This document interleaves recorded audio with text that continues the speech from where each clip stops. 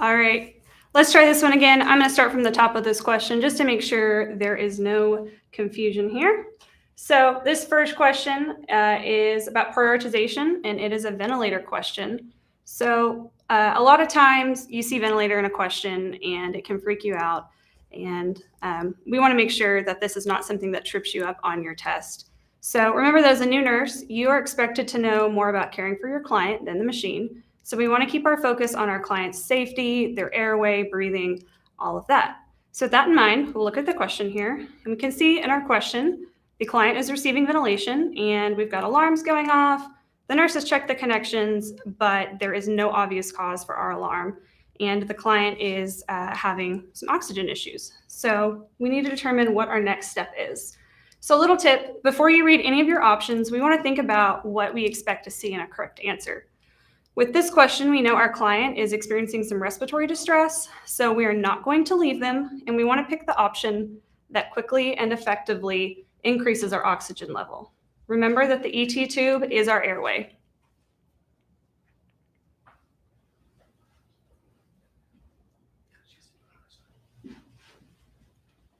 So let's look at our options. The first option we have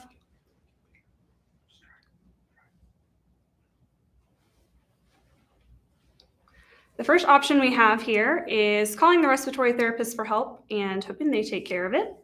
Secondly, we have sitting up our client and providing oxygen through a mask on the face. Next, we have adjusting ventilator settings. And lastly, we have disconnecting the machine and manually providing oxygen through the ET tube. So based on what we talked about earlier, I am going to pick my answer here. I am going to hit submit. And we will first look here at our image. So this image here is a great way to see what an ET tube looks like, as well as the different points. So I just want to point out really quickly here, when someone is receiving mechanical ventilation, this is going to be what we use to deliver the oxygen into the client and into their lungs. So we've got the tube here, and generally this is where you would connect to the ventilator, but if we are manually ventilating, we would use the bag here. And as you see, the tube is inserted, and an important thing that will come up in a second is this little inflated cuff on the trachea. This prevents air and fluid from coming in and out and keeps that tube situated here. Use this little balloon to inflate it, and this is how it stays in. So we are going to look at our options here. Exit out. We're going to zoom in so we can see. We can go back to the question as needed. So whenever we have a low tidal volume alarm with a ventilator,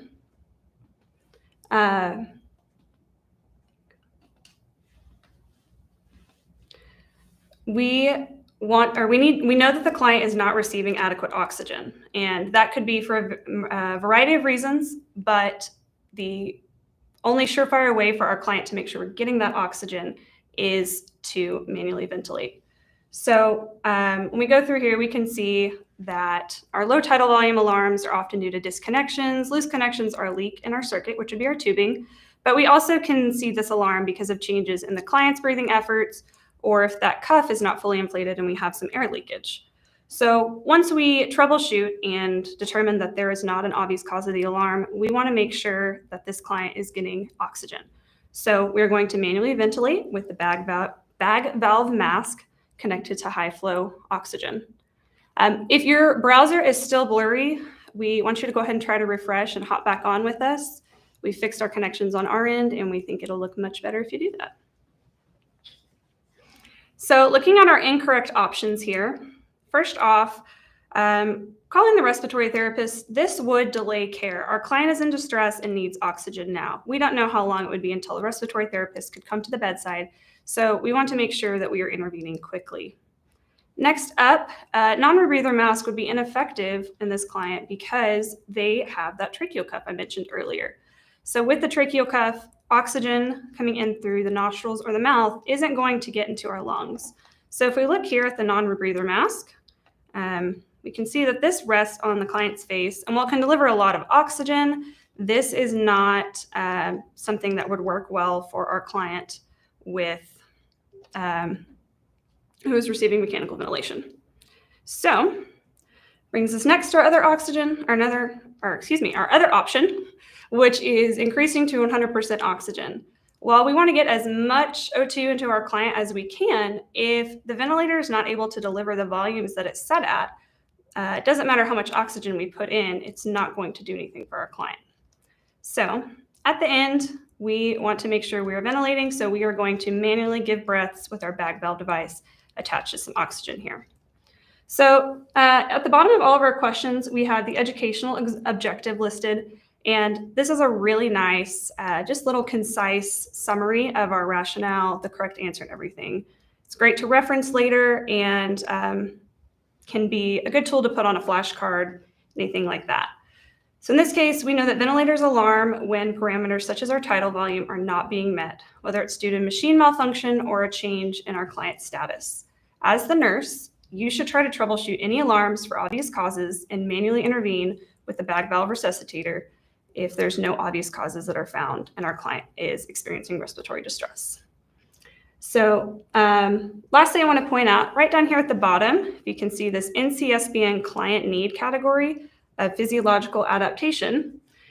This is a really helpful tool because the NCLEX-PN creates the test plan for the NCLEX, and the test plan is like a blueprint. And within that, there are different categories. And the test plan helps us to see what categories have questions, the amount of questions from each category, all of that. So this item right here, physiological adaptation, lets us know where in that test plan it falls. And this is a great resource that is available to you that I would really suggest going and looking at. So also I would suggest this ET2 picture here would be great to put on one of our flashcards or within your notebook. You can add notes to it. Just really helpful to see the different components and the different pieces here of how this whole system works. So let's move on to the next question.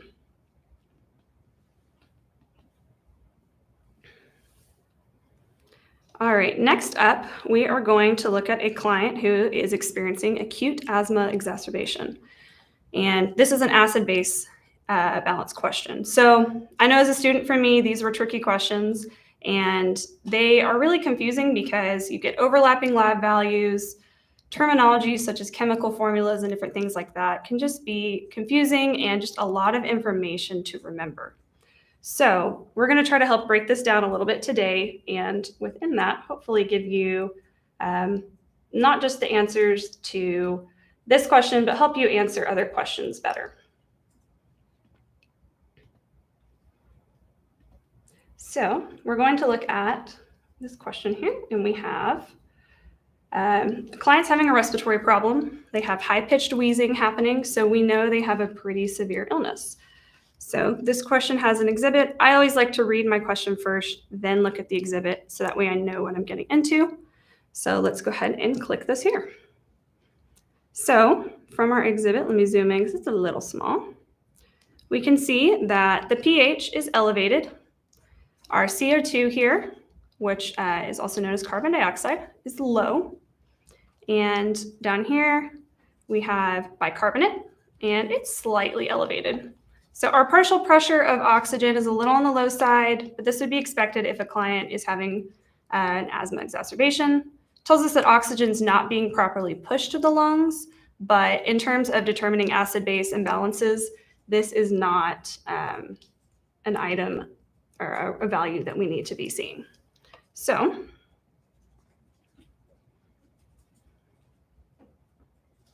now that we have looked at those items, we're going to keep that in mind. So like I said, we've got elevated pH and we've got low CO2 and our bicarb is normal.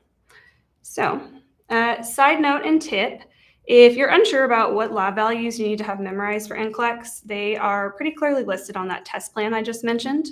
And if you look, it does include ABG values, which we have here, arterial blood gas. So we want to make sure you know those. So a little test taking tip here, I always suggest use the question to answer the question. We know that this client's having an asthma exacerbation, which is respiratory. So most likely our answer is going to be either respiratory acidosis and alkalosis. So based on the information given, I'm going to go ahead and answer here. We're going to click submit. And here we can see our explanation. So there are only 4 of the primary acid-base imbalances. So this is nice because we're not trying to figure out all sorts of different diagnoses. We just have the 4 available here to us. So if we look here at our image, we can see how we got to primary respiratory alkalosis. But first, I want to go through our options here. So we had metabolic acidosis, which would imply that our client's body is too acidic, which means their pH is too low, and that would be a metabolic cause. This is not the case here. And same with number 2, metabolic alkalosis. Would be too much base, which would be a high pH, which we do have an elevated pH, but this is not metabolic. And then also we have our respiratory acidosis, which would be too acidic, but related to a respiratory cause. So looking at our options here in our image, I want to point out here, we have some great images here to help you really go down the flow chart and determine what you're looking for. So if you look down here at the bottom, we kind of give a little bit of a disclaimer that carbon dioxide and bicarb values can vary based on the source you pull from. So we want to use these numbers as kind of a baseline. Sometimes values can be slightly out of range, but they may not be as significant as others. So what's nice here is we can start with our pH and we can work our way down and compare the values that we have to here. So from our high pH and our low CO2, we know that we have primary respiratory alkalosis. So little study strategy for you. I'm going to zoom in so we can see this now. I like to use the acronym ROME when I'm answering the arterial blood gas questions. So ROME stands for respiratory, opposite, and metabolic equal. So this means that in respiratory conditions, our CO2 and pH are going to have inverse relationships. So when one goes up, the other goes down. But in metabolic conditions, our bicarb and our pH are always going to go up and down together. So using that, you can definitely answer these questions a little easier. So looking at our rationale here, the big thing with respiratory alkalosis is that we want to reverse the hypoxemia that's occurring with that. It is the priority because we want to make sure our organs are being perfused and the client is getting enough oxygen to sustain. So in these, usually we have hyperventilation occurring, and that can be from different causes. So we want to treat the cause. So if someone's having an asthma exacerbation, there may be an inhaler or breathing treatment. If they're having anxiety or pain, we may give medication to help relax them. So going through our options here, going through rationale, going through the steps of it, we want to evaluate our pH first, which here we see the pH greater than 7.45 indicates alkalosis. And then we look at our metabolic component. The bicarbonate, which is a base, is within normal range, so we know it's not metabolic. And then when we look at our respiratory component, we have CO2, which is acidic, is decreased, and brings us to respiratory alkalosis. So we'd also want to determine if there's any compensation present. This client is not experiencing any compensation. If the bicarbonate was to decrease, then they would be, but it is not, so therefore we know we are just in primary respiratory alkalosis. Important to note that the compensated respiratory alkalosis, which is also called secondary metabolic acidosis, is pretty uncommon because interventions are made quickly before the body has time to compensate. We want to make sure that oxygen is getting in as quickly as we can and that we are not causing our client to be more hypoxic than needed. So, educational objective, again, if the pH is less than 7.45, the bicarb is normal and carbon dioxide is decreased, we have respiratory alkalosis. So one more time, we'll point out down here, we've got our client need category, and that is reduction of risk potential. So you can use that to help study, especially if you notice you're missing certain items a lot. Look at this down here and see if you are having a common thread with these areas, and that can really help you.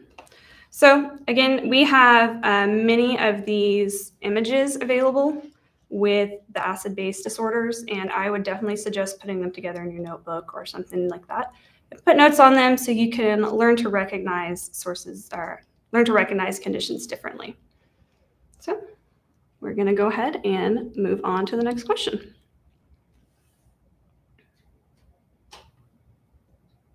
Okay. All right, so this next question, we have gotten so many of your student comments on this one, so we had to include it today. So this is a question about airborne precautions, and it's commonly missed because isolation precautions can be confusing and they overlap with one another in terms of materials needed often. And also, what you experience clinically is not always going to be the same as guidelines. So we want to make sure we are sticking with our guidelines when we are answering our questions. So in our question, we are given the diagnosis of active pulmonary tuberculosis.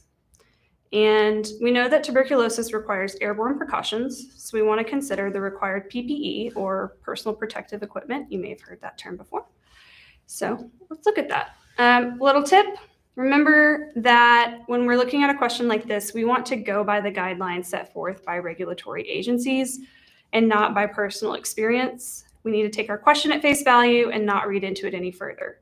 So we need to note that this question is asking about routine care, and that means what is required only. We don't want to add or subtract anything from this. So going off of those, we are going to look at our options here. So first, the nurse could wear a gown, which would protect from bodily fluids.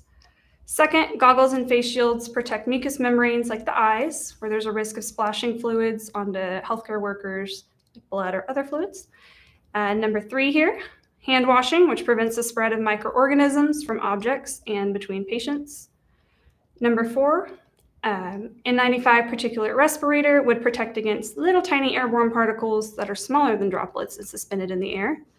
And number 5, we have surgical mask, which protects the nurse from droplets in the air.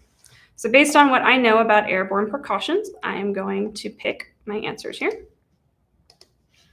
And we are going to submit. So let's go over to our explanation now. So first we have our lovely table. So I want you to notice here on our table, we've got some asterisks next to varicella and herpes zoster. And these are important to note because the state of the lesions that your client is experiencing would change your precautions that you're implementing. But with tuberculosis, it does not change.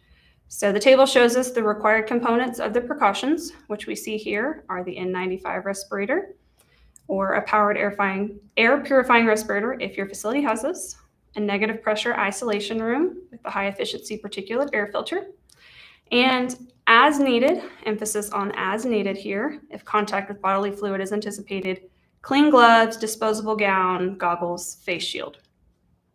So, and I want to note that these precautions would apply to someone who has a confirmed diagnosis or someone who is currently being tested, or the healthcare provider has set forth any precautions because they are concerned about a diagnosis. We want to treat them in terms of precautions as if it is positive until we know that it is not, just for the safety of everybody caring for them.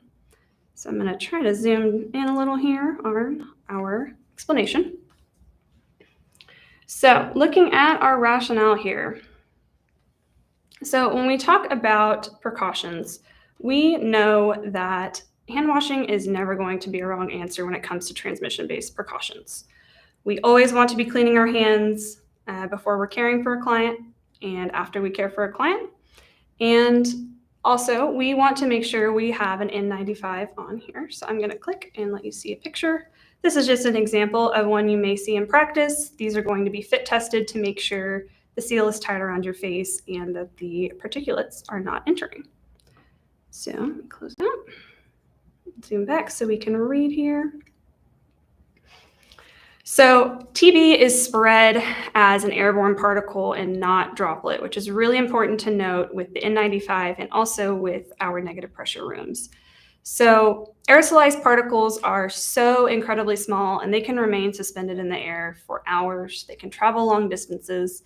But when you look at something that would be a droplet, these are pretty large particles and they settle quickly. So it's really important with airborne that you have these extra steps in place to make sure that you are protecting yourself, other clients, and other coworkers. So looking at our incorrect options, first up we have gowns, and gowns are part of contact precautions. You could wear them if you anticipate splashing of bodily fluids, but again, this question is simply asking about the required elements for routine care.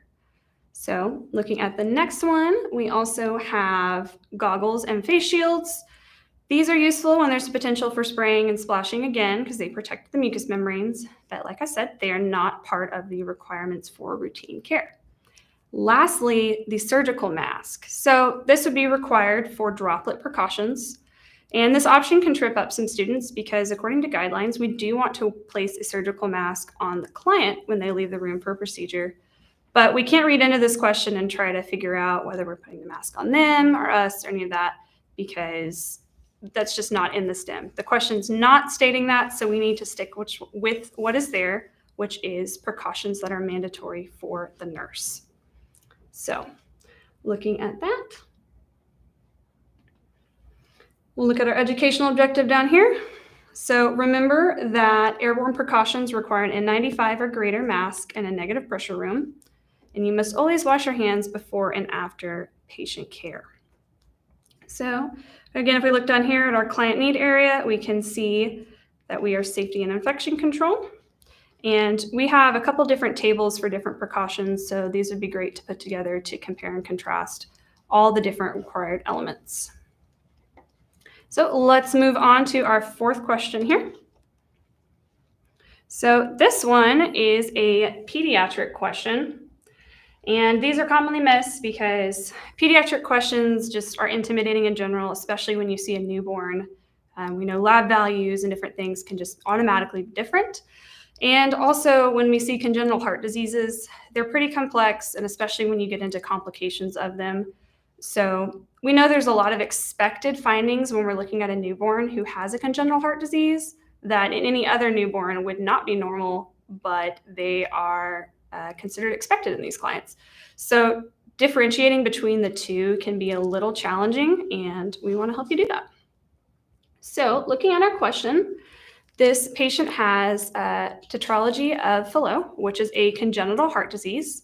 You'll commonly hear this in practice just called TET, and it is knowing that it's present instantly tells us that perfusion is a concern for this client. So when we're looking at our options, we want to keep perfusion in mind. So a test-taking tip we have for you is that this question uses the word priority we see here bolded. I'm going to make it just a little bigger for you. So we know, like I said, that all these options are realistic for this client to be experiencing, but we want to look at and evaluate which of these poses the greatest risk to our client in terms of their airway, their safety, all of those things.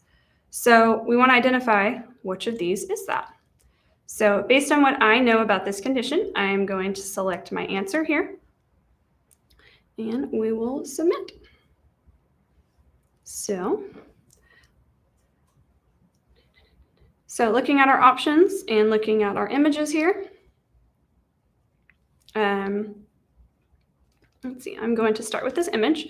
So in this condition, we can see, here we've got some good colors to kind of help understand what's happening in our condition. So first I want to talk about the name tetralogy of Fallot, which that is the name of the person who discovered it. But tetralogy, more importantly here, tells us that there are 4 factors at play when we are looking at this condition.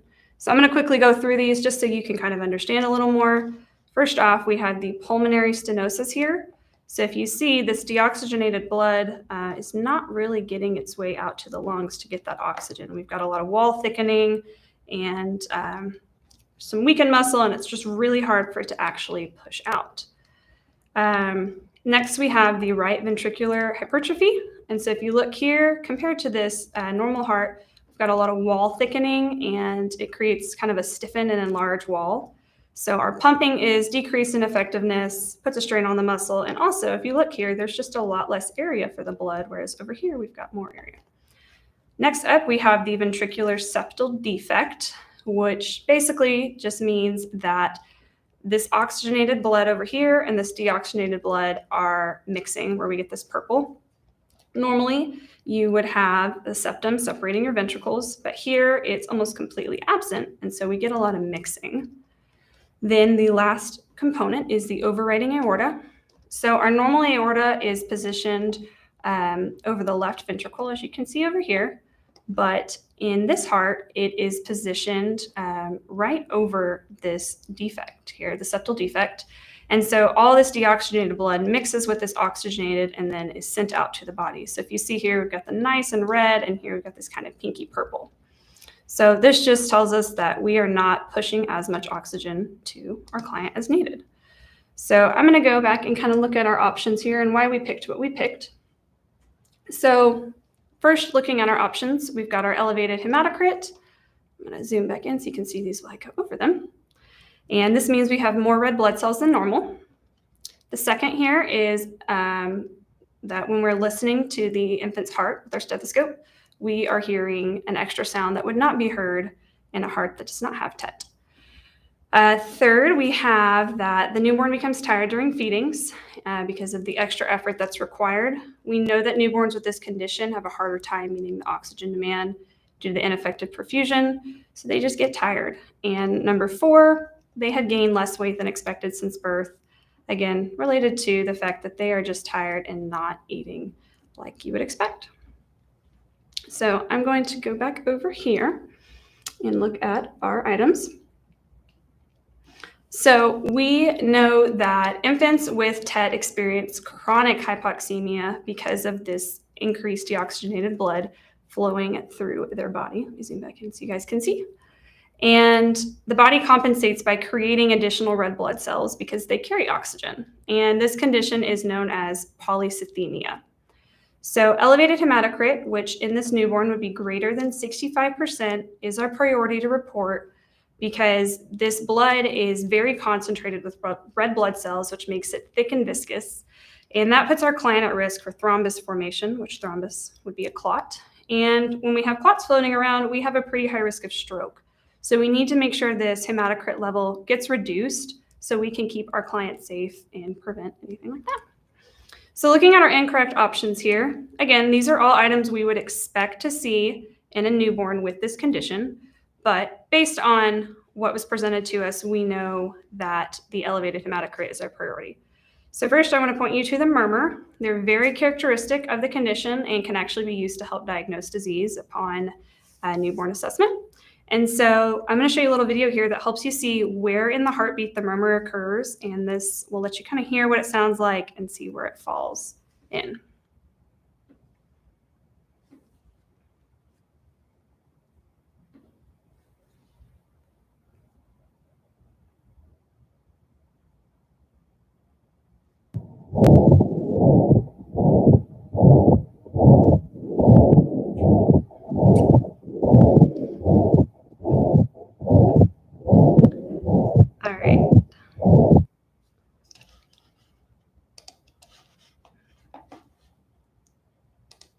All right, so I'm not going to play the whole thing because it just is the same thing for 30 seconds, but it's really helpful to see where that murmur is happening in the heart. And so we like to get to know that, and those videos can be helpful. We've got them for all the different extra heart sounds, murmurs, all of that. So when you get into practice, you actually know what you're listening to.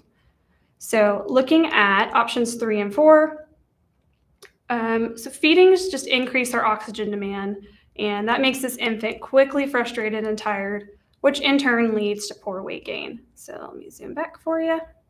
Usually these infants, until they can have a surgical repair, would have some sort of supplemental nutrition. So they could have fortified formula, they may have an NG tube placed.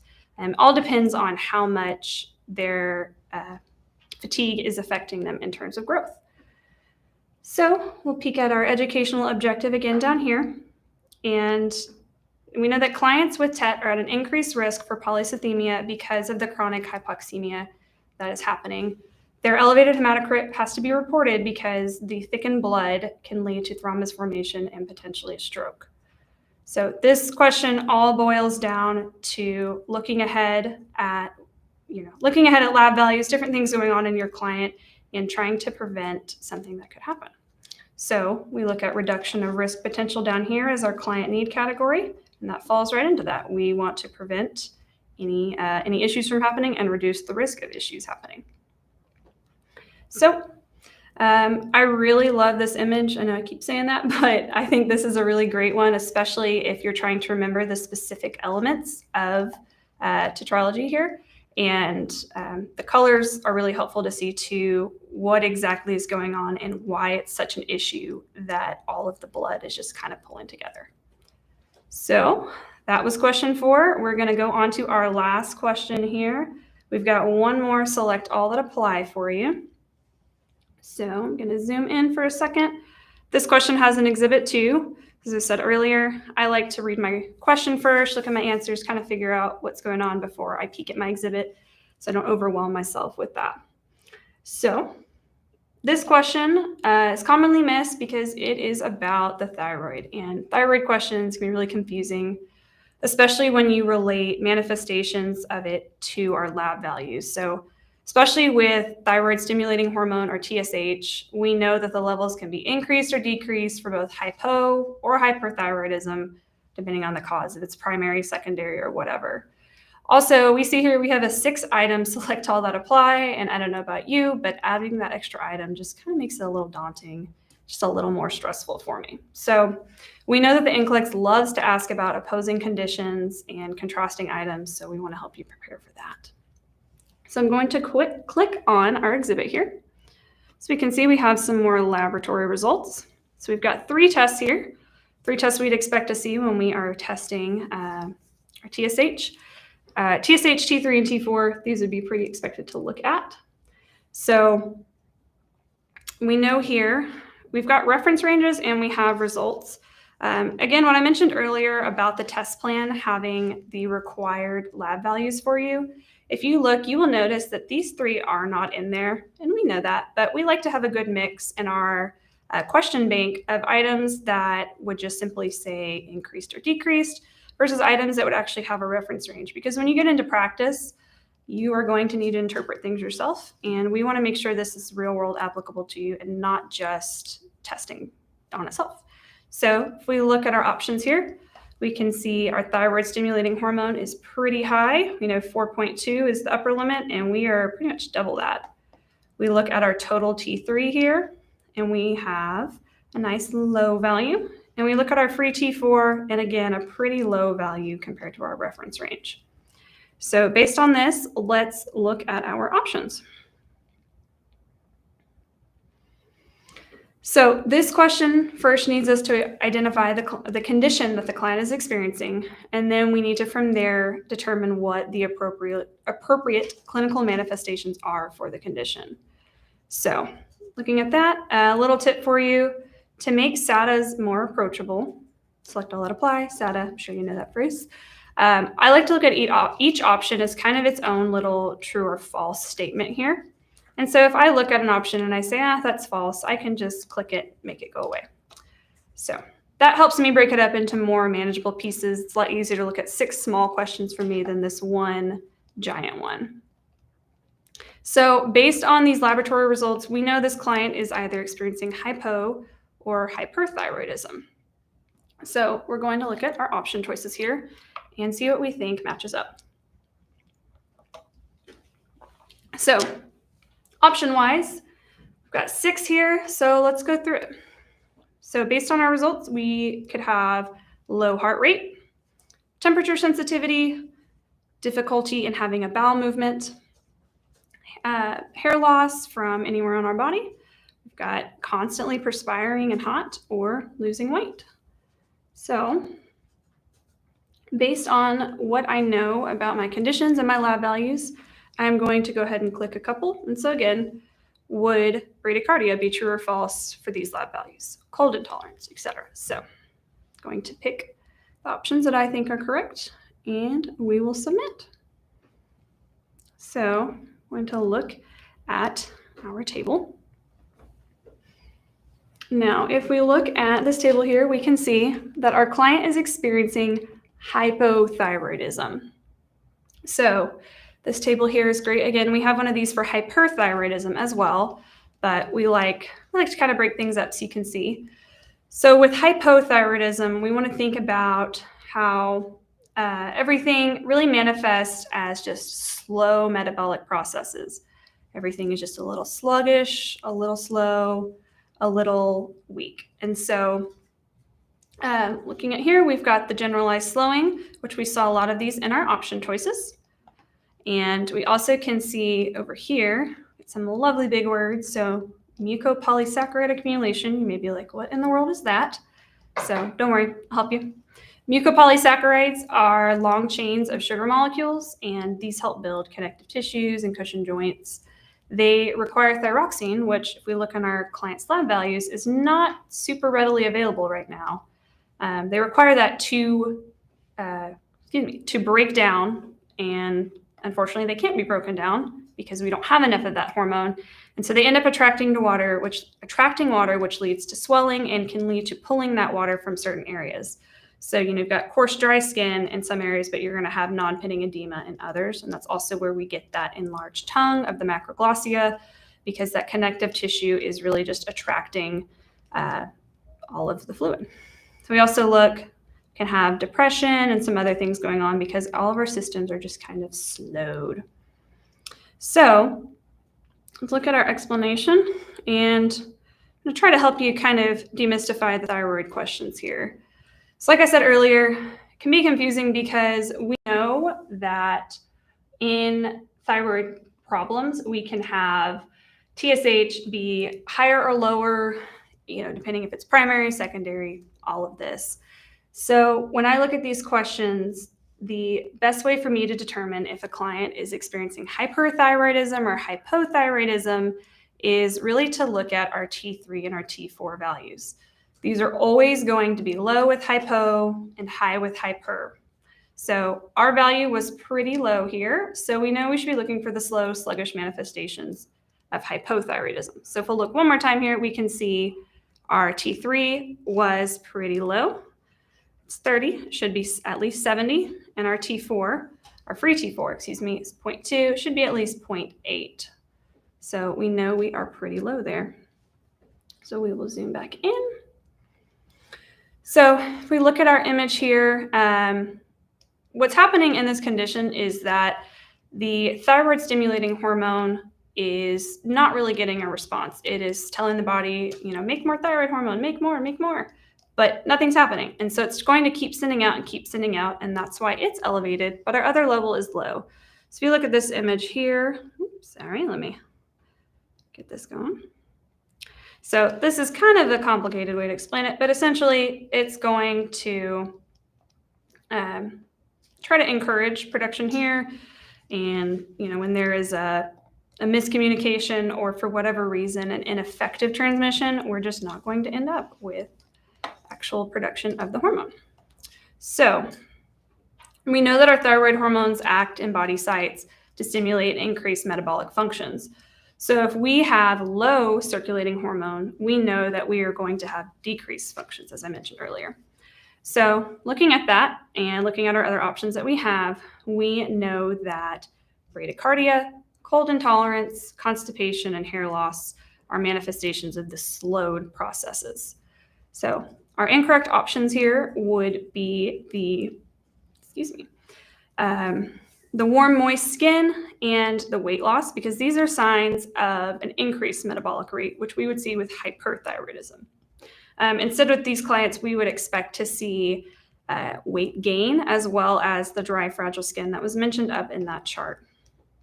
So looking at our educational objective on this last question here, we know that primary hypothyroidism is marked by a high TSH and low T3 and T4. It ends up manifesting as slow and sluggish metabolic processes in the body. And we can tell from that we have physiological adaptation as our client need category. And again, with the table, always say put these on a flashcard, put these in a notebook. We know that these can be really helpful when you're just trying to get some quick information, trying to get those facts in your brain for studying. So with that in mind, that is our last question. So now we are going to switch over to taking some of your questions that you guys have been submitting. And yeah. All right. So First off, I want to review our test taking tips that we went over today. So forgive me, I'm going to be peeking at some of the ones I've written down. I've got my questions coming in over here. So first off, we had from the first question, if it's helpful, I can go back into the bank or go back to the items and look at them while I review. Okay, so we'll go back here, even though we've already answered, just to remind you of our strategies. So in our first question, we talked about, before we read our options, we want to think about what we're expecting to see in a correct answer. So in this case, this question was, what option allows us to stay with the client and quickly intervene and protect their airway, which in this case, our airway is the endotracheal tube. And so that was option 4, manually ventilating with the bag valve mask attached to the endotracheal tube. Looking at our second question here, our little tip was to use our question to answer the question. So in this question, the STEM told us that we have a client with acute asthma exacerbation. So based on that, we can pretty much rule out metabolic acidosis and metabolic alkalosis because we know this is a respiratory condition.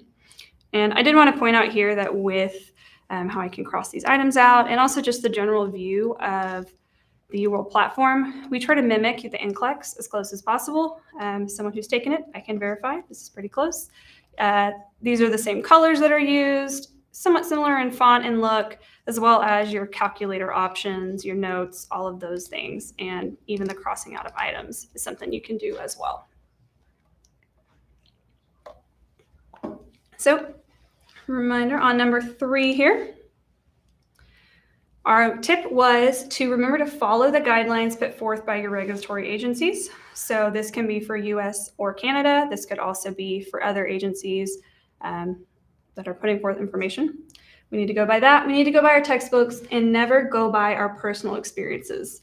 We want to take a question at face value and not read into it any further. I know it's really tempting to try to figure out what's going on, but with questions asked, that are like this, or just with any question, we don't want to read into it and add our own information. We want to strictly use what they've given us to answer the question and not add anything into it.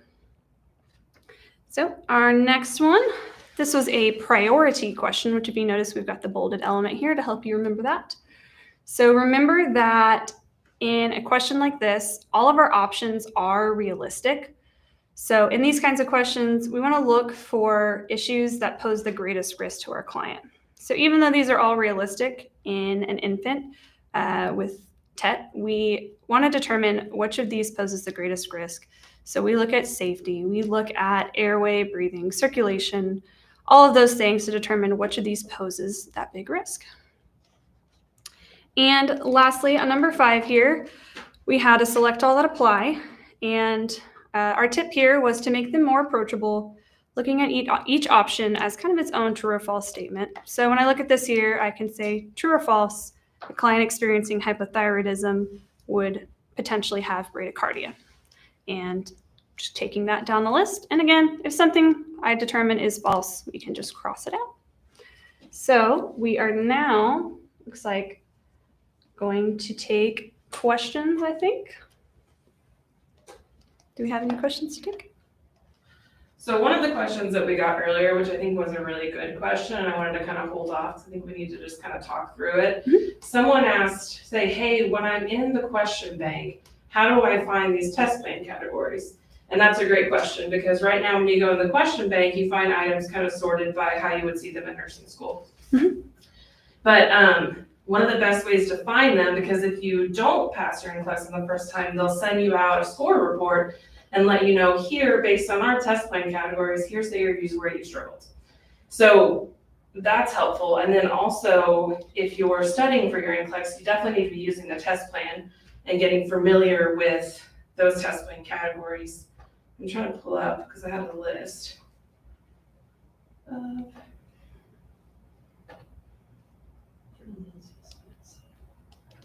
Yes, so definitely if you've never seen the test plan before, you can just Google NCLEX test plan. It's on the NCLEX-PN website. They update it on a regular basis, and so you can find the most updated version on there.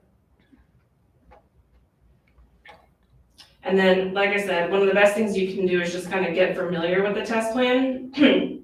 But I wanted to go through, can you pull up actually the test plan categories? I think that would be super helpful. I'll leave it on me. I think I can if you would like to. Like I said, if anybody just Googles NCLEX test plan, it'll be easily found. Would you like me to just pull up the test plan itself, or would you like me to?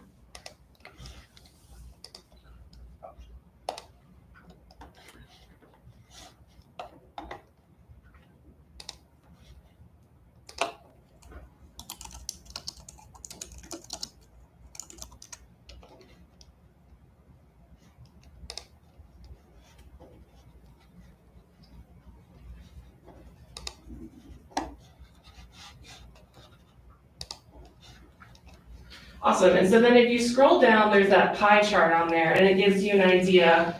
And again, this is published by the NCLEX-PN. UWorld did not make this at all. This is straight from the NCLEX-PN. They will tell you, hey, what am I going to see on my NCLEX? So there's a nice little colorful pie chart there. And if you zoom in a little bit, you can see what am I expected to know for each of those categories that I'll be asked on the NCLEX. So when you're looking to find these items in our bank to study, it's kind of helpful to match them up. So you can see like pharmacological and parental therapies, that's pretty easy. In UWorld, you can see we have a category called pharmacology. Something like reduction of risk potential, it's helpful to scroll, you don't need to scroll down, but it's helpful to kind of look and see like, what does that mean? What's under that category? A lot of times it's something safety related, like can you safely perform a skill? By doing it safely, we're reducing the risk of injury to our client. And then also like maybe some assessments, and then something like recognizing changes in a client. These are things that relate to reduction of risk potential. So with that in mind, when you're trying to figure out where do I find these questions on UWorld, the fundamentals is a good place to go, because we do talk about, how do you do these basic skills and how do you perform assessments in that category. And then there are other categories like the physiological adaptation category, and then reduction of risk potential kind of has some similar themes there, where they just sort of fall across lots of different practice areas like adult health, child health, maternal and newborn health. In all of these practice areas, you're going to see instances where you need to know how to manage a disease process, which is kind of under physiological adaptation. So those can be found scattered across. And then there's basic care and comfort. A lot of that stuff is found in the UWorld fundamentals category. Psychosocial integrity is pretty straightforward. We have a mental health category. Health promotion and maintenance, that's related to, how do we prevent illnesses? And again, it's helpful to go down there and see like, what does that mean? What's under health promotion and maintenance? But you can find questions like that, again, kind of scattered throughout adult health, child health, and maternal and newborn health, because teaching and helping, promote health in our clients a lot of times falls throughout those lifespan categories. So I just wanted to kind of throw that in there, because I know that's a question that came up a few times. When we go to conferences, students often ask like, hey, how do I find this stuff? Because I know what the NCLEX wants me to know. How do I find that in your bank? And it's definitely something we've talked about as an alternative way to build an exam in our app. And we definitely want feedback on that, because we think that's something that could be useful. Makes it a little bit harder to track your performance, because right now you can see your performance based on their current categories. So it could make it confusing, but so there's a little tidbit. Go ahead, read the test plan, make sure you know what's under those categories, and then it'll help you find it in the bank. And I'd also like to point out that on the test plan here with this distribution of content, the self-assessments that UWorld offers, we try to make them match these percentages pretty well. And so that way, when you take that self-assessment exam and you get that score predictor at the end, it is going to be pretty accurate in terms of how you will actually be performing on the NCLEX, because we've asked the similar breakdown of categories with questions. And so the test plan is how we write a lot of our questions here at UWorld. It's how we determine what needs to be included and not included. The lab values we talked about. I think I saw some comments before the stream started discussing EKGs. And I'd like to point out that the required rhythms are also in here. So if you want to look for those, there's not too many of them. But other than that, I think we'll see if we have any other questions that wanted to be answered.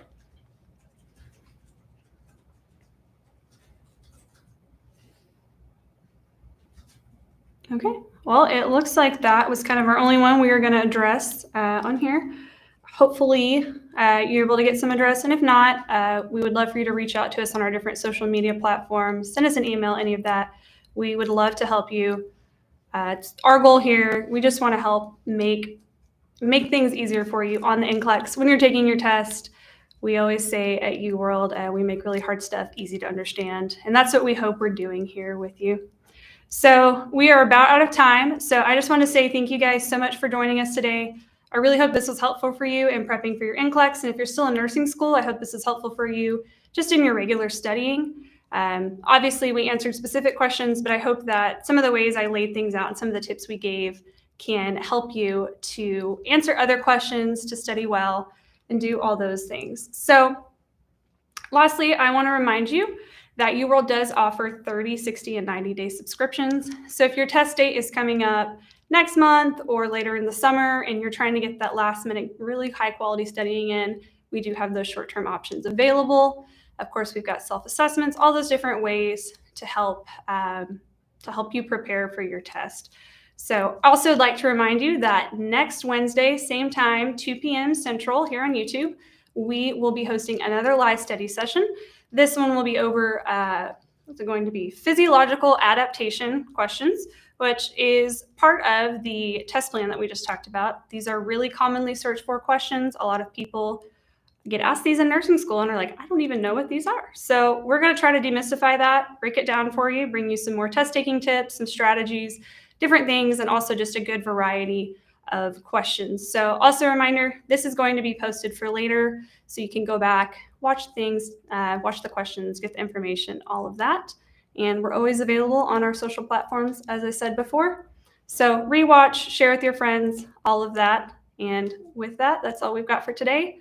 So again, my name's Holly, one of the nurses here at UWorld. Had a great time bringing this to you today.